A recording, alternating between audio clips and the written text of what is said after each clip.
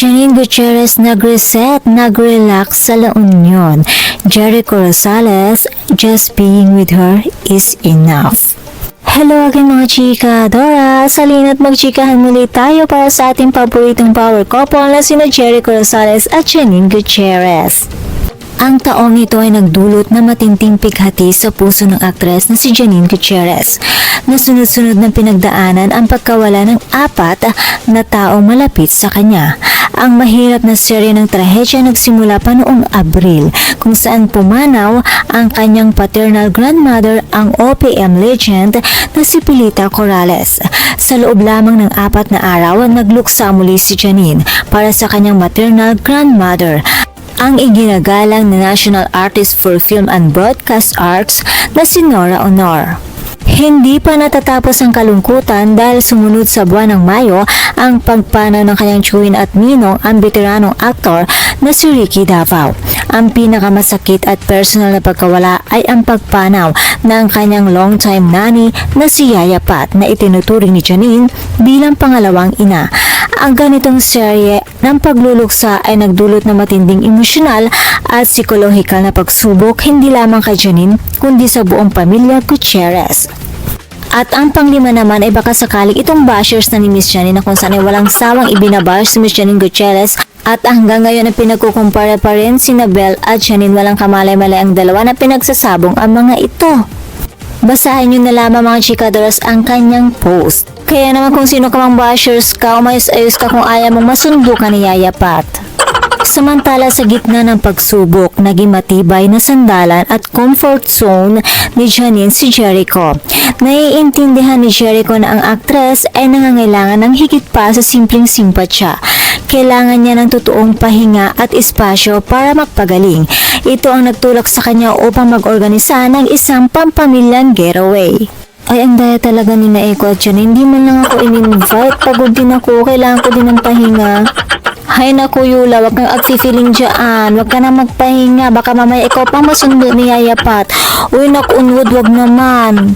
Samantala sa kanyang naging pahayag, sinabi ni Jericho na sadyang inanyayahan niya si Janine at ang mga kapatid nito na magtungo sa beach upang mag-reset, mag-relax at magproseso ng kanilang pinagdadaanan. Ang kanyang naging payo kay Janine ay, you don't need to work, you just have to process this. If you need the rest of the year to take a break, then do it.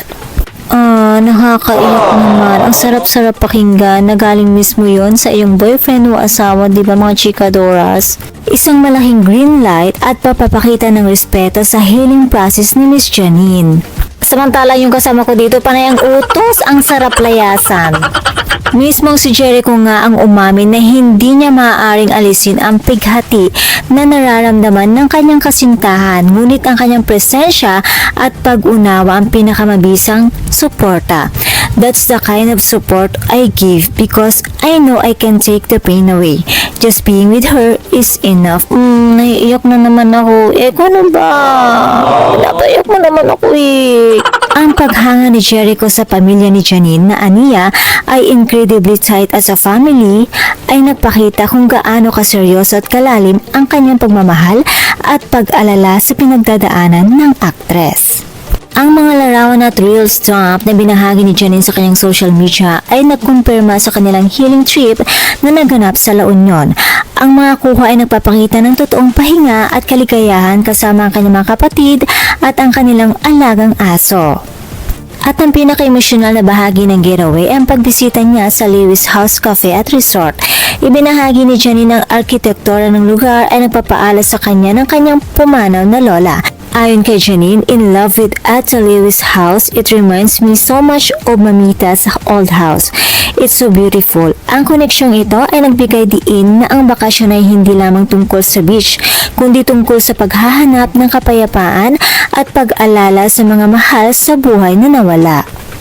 At sa kabila ng personal na pagsuporta na ibinibigay ni Jericho kay Janine, patuloy naman ang professional na tagumpay ng kanyang pelikula, ang Gerald Tarug biopic na Quezon. Ang pelikula ay matagumpay na nagpatuloy sa sinihan, na nagpakita na ito ay an important film and people appreciate it.